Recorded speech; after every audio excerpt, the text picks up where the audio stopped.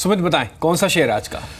शुक्र डिम्पी। देखिए, जो आज के लिए ट्रेड चुना गया है वो है कॉर्ड्स केबल का। अगर आप इस शेयर पर नज़र डालें तो पहले तो फंडामेंटल ग्राउंड पे उसे कुछ आंकड़े बताते हैं। इस तिमाही के अंदर कंपनी के जो नंबर्स हैं वो काफ़ी साउंड है। दुगना हुआ है कंपनी का मुनाफा वाई बेसिस पर। 46 लाख से बढ़ के 95 लाख रुपए कंपनी ने मुनाफा पोस्ट किया है वाई बेसिस पर। ऑपरेशनल फ्रंट पर भी परफॉर्मेंस अच्छी है, 10% के आसपास की बढ़त ऑपरेशनल फ्रंट पर कंपनी के मुनाफे में आते हुए दिखाई पड़ी है।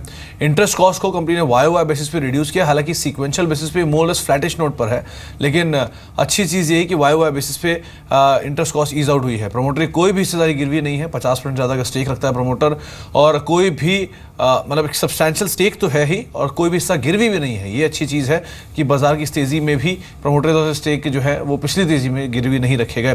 7 रुपये के आसपास ही कैश EPS है, अच्छा कैश है कंपनी के पास। ऑपरेटिंग मार्जिन करीब 11% के आसपास, जबकि पूरे स्पेस में ऑपरेटिंग मार्जिन मोर और लेस करीब 5 से 7% के आसपास रहते हैं।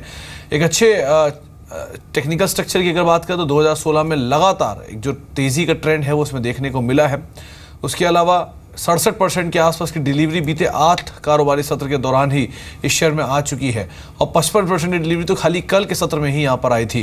तो एक स्ट्रॉन्ग डिलीवरी है और अच्छे फंडामेंटल है, हायर लेवल से करेक्शन भी आ चुका है, कैश भी साउंड है, और जिस तरह अगर एक नंबर्स कंपनी ने पोस्ट किए हैं हो सकता है एक अच्छे आंकड़े गोइंग फॉरवर्ड भी आते हुए दिखाई पड़े। आपको 59 के टारगेट्स के लिए यहाँ पे खरीदारी की राय दी जा रही है। 55-60 के स्तरों पर शेयर ने क्लोजिंग भले ही दी है, लेकिन आप 59 के टारगेट्स के लिए इसे देख सकते हैं। 54.50 एक स्टॉप लॉस रखें। अच्छे फंडामेंटल के आधार पर एक अच्छे स्मॉल कैप पिक है, आप 59 के टारगेट्स के लिए खरीदारी करें। 54.50 एक स्टॉप लॉस रखें।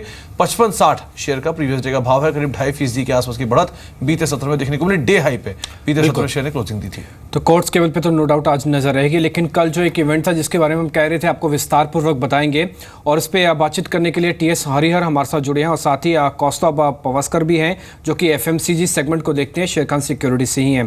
पवास्कर, कल जो खबर आई है टोबैको को लेकर, नो डाउट अपने आप में सरकार की जो विल है वो काफ़ी हद तक क्लियर लग रही है, क्योंकि आप GST के स्लैब के हिसाब से भी देखें तब भी उनको कोई रिलीफ नहीं, और कल जब ये प्रस्ताव फॉरवर्ड हुआ कॉमर्स मिनिस्ट्री की तरफ कि FDI को भी ख़त्म कर दिया जाए, तो शायद इन कंपनीज़ के बिजनेस पे बहुत ज़्यादा डेंट पहुंचेगा, क्योंकि ज़्यादातर कंपनीज़ की मैनेजमेंट या तो FIs ड्रिवन है या तो FIs का स्टेक इन कंपनीज़ में ज़्यादा है। ओवरऑल इस खबर को कैसे रेट कर रहे हैं आप? कल गॉडफ्रे फिलिप्स पे लोअर सर्किट था। ऑब्वियसली ये न्यूज़ मतलब जो गवर्नमेंट का जो स्टांस है वो टोबैको और टोबैको प्रोडक्ट्स को हर्ट करने वाला स्टांस है, और ये गवर्नमेंट का मैंने पहले से ही देखा है। जब से ये गवर्नमेंट आई है तब से उनका एक ही स्टांस है कि जो टोबैको प्रोडक्ट्स की जो खरीदारी है उसको किस तरह से कम किया जाए भारत में। तो उन्होंने टैक्सेस बढ़ा दिए, काफ़ी सारी चीज़ों के उन्होंने सोचा था, banning on the loose cigarettes, तो काफ़ी सारे प्रपोजल्स उन्होंने सोचे थे, और उनमें से कुछ प्रपोजल्स को इम्प्लीमेंट करे, जिसमें एक प्रपोजल था बैनिंग ऑफ FDI। तो ऑब्वियसली कल उसका रिएक्शन हमने स्टॉक्स पे देखा, बट वही है कि जहाँ तक जब तक हमें पूरा उस जो है चीज़ का डिटेल्स मालूम नहीं पड़ रहे तब तक इम्पैक्ट हमें समझ में नहीं आया। बट ऑब्वियसली जो भी स्टांस गवर्नमेंट ले रहे हैं वो एक प्रकार से एक नेगेटिव स्टांस है टुवर्ड्स इट। ठीक है, मैं आपसे जरूर पूछूंगा कि इनकी रेटिंग पे कितना फ़र्क आएगा और प्रेफरेंशियल ऑर्डर पे अब आप इन कंपनीज़ को ऊपर नीचे कैसे करेंगे, लेकिन TS हरिहर हमारे साथ हैं। हरी, अब देखिए ये चीज़ बिल्कुल तय है और हमने देखा भी है पहले कि जब जब ड्यूटी स्ट्रक्चर चेंज होता था तो ITC के लिए तो बेनिफिशियरी हो जाता था, क्योंकि उनके पास एक तो फॉरेन पार्टिसिपेशन कम है, और दूसरा जैसे प्राइस बढ़ते थे कॉम्पिटिशन अदर कंपनीज से वो उसमें भी जीत जाते रहे, और ITC कोर बिजनेस नहीं है, अदर कंपनीज का कोर बिजनेस है, IT का एक सेगमेंट है। वॉल्यूम ग्रोथ हमने देखी है जो कि लगातार बनी है, इंस्पाइट ऑफ दिस की ड्यूटीज आप कुछ भी कर दें। ये एक और फैसला है जो ITC को वापस री रेट कर देगा।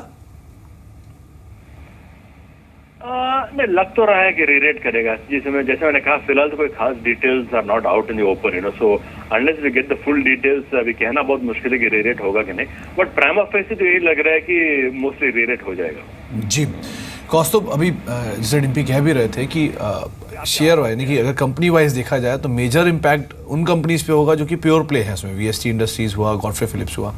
आपके अकॉर्डिंग किस पे सबसे बड़ा इम्पैक्ट रहेगा, या किन शेयर्स से को दूर रख सकते हैं, या फिर नेगेटिव साइड पर उन पे एक सेटबैक आने की उम्मीद लगाई जा रही है? देखिए, ऑब्वियसली ये चीज़ों का इम्पैक्ट तो जो कोर बिजनेसेस है, जैसे आपने बराबर कहा कि VST हो या गॉडफ्रे हो, उस पे होगा।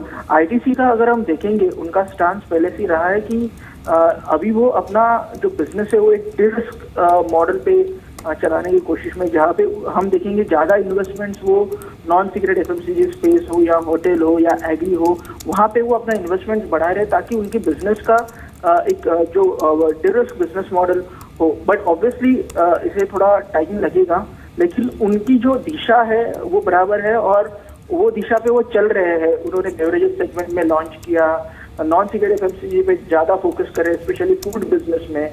तो ऑब्वियसली दिशा है और वो दिशा पे चल रहे हैं।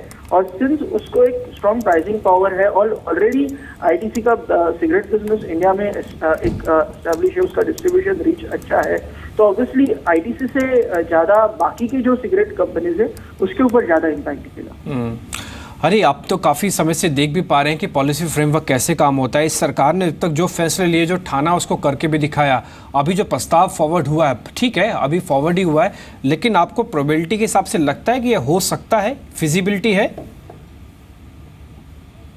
अभी clear, I don't see anything wrong in that, because ये गवर्नमेंट का स्टेटेड पॉलिसी रहा from the time they have come. और मैं मानता हूँ कि यदि आपको कोई एक्टिविटीज पे कर्ब लगाना है तो डेफिनेटली आई थिंक कुछ स्ट्रिंजेंट मेजर्स की जरूरत है। And I think this is probably one such measure, क्योंकि सबसे बेहतरीन तरीका किसी प्रोडक्ट को रेगुलेट करने का क्या होता है, अब इन्वेस्टमेंट रेगुलेट कीजिए। I think it's a very good measure और मैं मानता हूँ कि ये गवर्नमेंट करेगा भी and it will also be effective.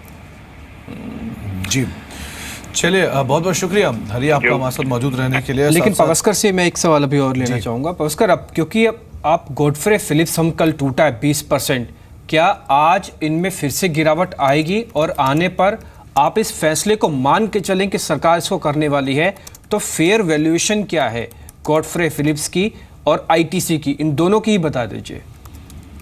देखिए, गॉडफ्रे फिलिप्स तो हमारे कवरेज में नहीं है, बट ऑब्वियसली ये जो न्यूज़ है और लगातार जो हमें न्यूज़ आ रही है इन टर्म्स ऑफ जीएसटी या कर्बिंग दी गवर्नमेंट का स्टांस है जो टोबैको प्रोडक्ट्स को जो उसकी जो खरीदारी है उसको कम करने का, आई थिंक ऑब्वियसली ये उसका इम्पैक्ट हम ये गॉडफ्रे फिलिप्स पे देख सकते हैं।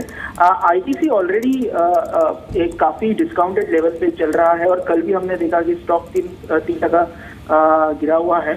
तो अगर थोड़ी नीचे गिरावट होती है तो हमारा आईटीसी पे बाय रेटिंग है, कंसिडरिंग द फैक्ट दैट उसका वैल्यूएशंस अदर एफएमसीजी कंपनीज से काफ़ी डिस्काउंटेड है।